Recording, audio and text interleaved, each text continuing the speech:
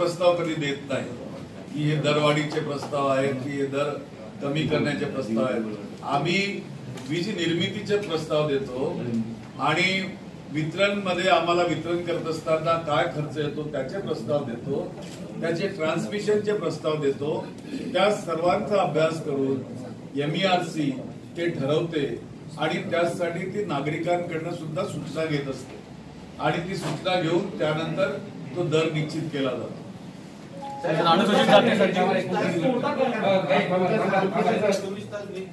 कर्तव्य आहे कारण हे विभागीय शहर आहे, मराठवाड्याची राजधानी आहे, तर प्रत्येक दिवशी कुठल्या कुठल्या भागात लाईट जाते, काही दिवस असं नाही लाईट जात नाही आणि अधिकारी इतकं उमटपणे बोलतात तर चीफ इंजिनियरला फोन करावा लागतो ग्राहकांना आणि त्यांना ते इंटरनेट करून मग ते सांगून जेव्हा काहीतरी होताना मग दिवसभर पाऊस थोडा पाऊस पडला लाईट जाते, थोडं सगळं झालं लाईट जाते, म्हणजे कोणी दखल घेत नाही। चीफ इंजिनियर किंवा AMD साहेबांना दखल घेऊन ते करावं लागतं। सर थोडं तुम्ही जे नंबर्स दिलेले आहेत ना की वीज गेल्यावर या नंबरवर कॉल करा, डेमो करून बघा, ते नंबर सुद्धा लागत नाही, उचलत नाही, याची अवस्था आहे, त्यांना जोडून असतं। तसं तुम्ही पंधरवड्यात पूर्वीच सांगितलं की मान्सून पूर्वी लाईट जाता कामा नये। एक लक्षात घ्या, आमच्या खात्यामध्ये एक पद्धत आहे की प्री मान्सून काम करण्यासंबंधी काय उपाययोजना केली पाहिजे आणि मान्सून मध्ये जर मोठ्या प्रमाणात कुठं नुकसान झालं, ब्रेकडाऊन झाले किंवा ट्रिपिंग झालं तर त्यामध्ये काय संसाधनं लागतील ते आगाऊपणे त्या भागामध्ये पोहोचवली जातात। जसे DP झाले, ट्रान्सफॉर्मर झाले किंवा वायर झाल्या, त्या सगळ्या पोहोचवल्या जातात। आता जो या ठिकाणी माझ्या मित्रांनी जो प्रश्न उपस्थित केला की वीज जाते, जेव्हा वादळ आणि वारा येतो तेव्हा माणूस सुद्धा हलतो, तर मग ते झाड हलणार नाही का? ते झाड हललं तर त्याची पानं हलतील, पानं हलली तर तिथून जाणारी तार असेल, त्या ताराला नुसतं टच सुद्धा केलं त्यांनी तर झालं ट्रिप। तर अशा ज्या घटना असतात ह्या दैनंदिन आपल्या जीवनातील घटना असतात, त्याला तुम्हाला थोडंसं सोसावंच लागतं। परंतु अलर्ट जो कोणी ग्राहक असेल त्यांनी जर आगाऊ सूचना केल्या तर निश्चितपणे त्याची काळजी घेतली जाते। दुसरं असं की आमच्याकडे आणखी एक पद्धत अशी आहे की आपले SMS असो, आपले ट्विट्स असो, सोशल मीडियाच्या सिस्टीम मध्ये आपण जाता, आपण सांगता नंबर मिळत नाही, माझ्या मोबाईलवर मी दाखवतो की कित्येकाचे रिप्लाय त्या ठिकाणी जात असतात। आता ज्या ठिकाणी 7 कोटीच्या वर ग्राहक असतील कंपनीकडे त्या ठिकाणी थोडाफार 19-20चा तर फरक राहणारच आहे। आणि परंतु एक मात्र निश्चित, मराठवाडा हा विदर्भाचा भाऊ आहे आणि विदर्भाचा बंधू असल्या कारणानं आम्ही आणि ज्येष्ठ बंधू आम्ही असल्या कारणानं मराठवाड्यावर कसल्याही प्रकारचा अन्याय होणार नाही याची काळजी मी निश्चितपणे घेईन।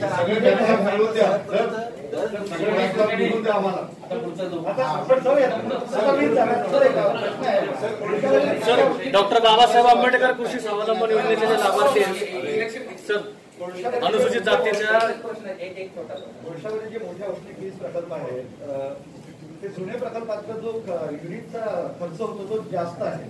एका अभ्यासानुसार पुढील वर्षापर्यंत जर आपण हळूहळू बंद केले पारंपरिक झालं तर पर्यावरणालाही फायदा होईल। तर या दृष्टीने काही करताय का? कारण तुमचा तोटा फार आहे आणि यात हजारो कोटी रुपये खर्च होतो। सर, त्याला लागून एक प्रश्न आहे, पर्यावरण तुमच्या सोलर सिस्टीमचं जी योजना आहे त्या योजनेला प्रोत्साहन देण्यापेक्षा महावितरण त्याला प्रोत्साहन देत नाही, अधिकारी त्याला सहकार्य करत नाही। ही योजना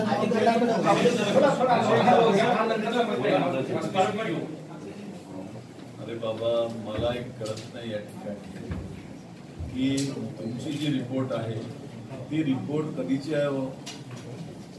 पहिल्यांदा त्या रिपोर्टची तारीख सांगा आणि वर्ष सांगा। गेल्या सरकारने मांडले, बरोबर आहे। आता या सरकारने जे मांडलं ते सांगतो की संपूर्ण औष्णिक विद्युत प्रकल्प हे पूर्ण क्षमतेने या ठिकाणी सुरू आहेत आणि त्या ठिकाणी 25 पैसे ते 30 पैसे उत्पादन खर्च कमी झालेला आहे। मी शेवटी कोळशाने काय होणार आहे, वीजच निर्माण करणार ना. आणि परळी किंवा मराठवाड्यात तर कोळसा होत नाही, फार लांबून आणतो आपण, बरोबर आहे. तुमच्या नाशिकमध्ये कोळसा होत नाही, दीपनगरमध्ये कोळसा होत नाही, लांबून आणतो. आणि लांबून आणल्यानंतर जर त्या ठिकाणी 15 पैशापासून 25 पैशापर्यंत विजेची माफी जी आहे ते देण्याचं काम हे राज्य सरकारचं असतं, केंद्र सरकारचं असतं. ते काही खात्याचं नसतं. कारण खातं जरी असलं तरी त्या सार्वजनिक कंपन्या आहेत, सार्वजनिक उपक्रम आहेत. त्या सार्वजनिक कंपन्यांचा आपला वेगळा कार्यक्रम असतो आणि त्यामुळे ते करता येणं शक्य नाही. ज्या कधी वेळेला केंद्र सरकार ही भूमिका घेईल, आम्ही निश्चितपणे केंद्र सरकारचा हिस्सा बनून या ठिकाणी नागरिकांना सोयी सवलती देण्याचा विचार करू. आपण आणि आपलं सरकार जे आहे ते सौभाग्य योजनेतून गावागावात वीज पोहोचवण्याचा दावा करतं, परंतु औरंगाबादमध्ये हायवे पासून 3 किलोमीटर तांड्या आणि पांड्या त्या पाड्या की ज्या ठिकाणी वीज अजून पोहोचलेली नाही. उदाहरणादाखल तुमचा नंदुरबार जिल्ह्यातील काही दुर्गम भाग आहे, काही गडचिरोली जिल्ह्यातील दुर्गम भाग आहे, काही पालघर जिल्ह्यातील दुर्गम भाग आहे, ज्या ठिकाणी आम्ही पोहोचूच शकत नाही. मध्ये जंगलं येतात आणि मग ते एन्व्हायरमेंट क्लिअरन्स सुद्धा त्या ठिकाणी लागतो. परंतु हे आदिवासी पाडे आणि तांडे असल्या कारणानं त्या ठिकाणी वीज दिलीच पाहिजे हे आमचं धोरण आहे आणि ते आम्ही देणार. आपण सांगितलेलं जी सूचना आहे त्याचं मी स्वागत करतो. निश्चितपणे आमचे अधिकारी त्याची नोंद घेतील आणि त्यावर काम करतील.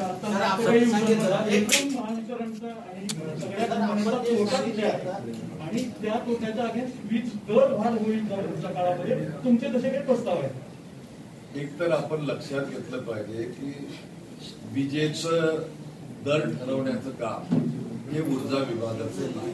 EMRC करतो हे माहिती आहे. आणि त्याच्यातला पूरक प्रश्न की जे जुने प्रकल्प आहेत त्या मोडकळीस आलेले आहेत त्यांचा विषय काय, तर आमच्या विभागानं निर्णय घेतलेला आहे कॅबिनेटमध्ये की नवीन औष्णिक प्रकल्प आम्ही आणणार नाही. आम्ही 25,000 मेगावॅट सौर ऊर्जेची वीज आणणार आणि त्यासाठी आरी पॉलिसी आम्ही या ठिकाणी आणलेली आहे आणि आरी पॉलिसीच्या अंतर्गत 17,000 मेगावॅट विजेच्या प्रकल्पासंबंधी कामकाज सुरू झालेलं आहे. आता ती पॉलिसी आल्यानंतर त्याचे रजिस्ट्रेशन असतात, रजिस्ट्रेशन नंतर त्याचे छाननी असते, छाननी नंतर त्याचं प्री बीड असते, प्री बीड नंतर त्याचं बीड असते, अनेक सोपस्कार करावे लागतात आणि एक टाइम लिमिट असतो त्याला की आम्ही जो दिला होता तो डिसेंबर 2021 पर्यंत ते प्रोजेक्ट पूर्ण झाले पाहिजे. परंतु आता हा पूर्ण पिरियड ज्या पिरियडमध्ये रजिस्ट्रेशन करायचं होतं तो करोनाच्या या दुसऱ्या याच्यामध्ये लहरीमध्ये गेला. आता त्या दुसऱ्या करोनाच्या याच्यात गेल्यानंतर त्यांना मुदतवाढ दिली पाहिजे की नाही. आणि ती मुदतवाढ समजा मी आज दिली तर ती आज जर रजिस्ट्रेशन होत असेल तर ते मग 31 डिसेंबर पर्यंत ते प्रकल्प पूर्ण करू शकत नाही. म्हणून तिथं सुद्धा मुदतवाढ द्यावी लागेल.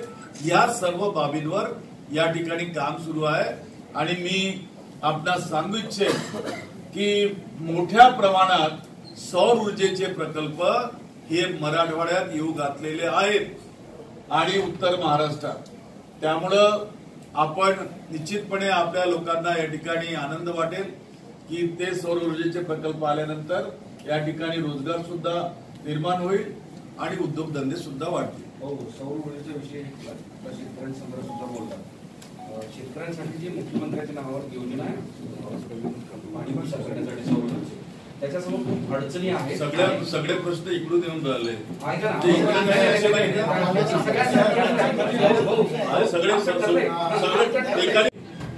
फक्त फरक एवढाच आहे की आम्ही त्यांना 1 महिन्याचं सबसिडीचा पैसा दिला, दुसऱ्या महिन्याचा लवकरच तो दिला जाईल.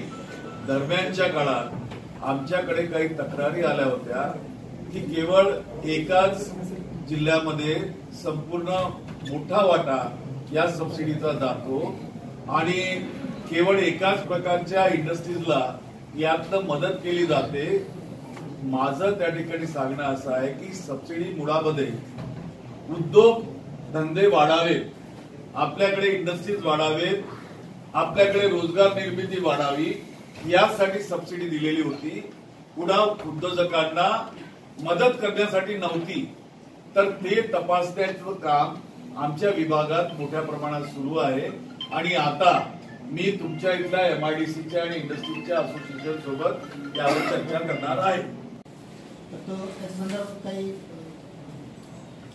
मागणी आलेली आहे, मागणीचा विचार सुरू आहे आणि लवकरच त्याच्यावर निर्णय करेल. बरं, मी विचारू?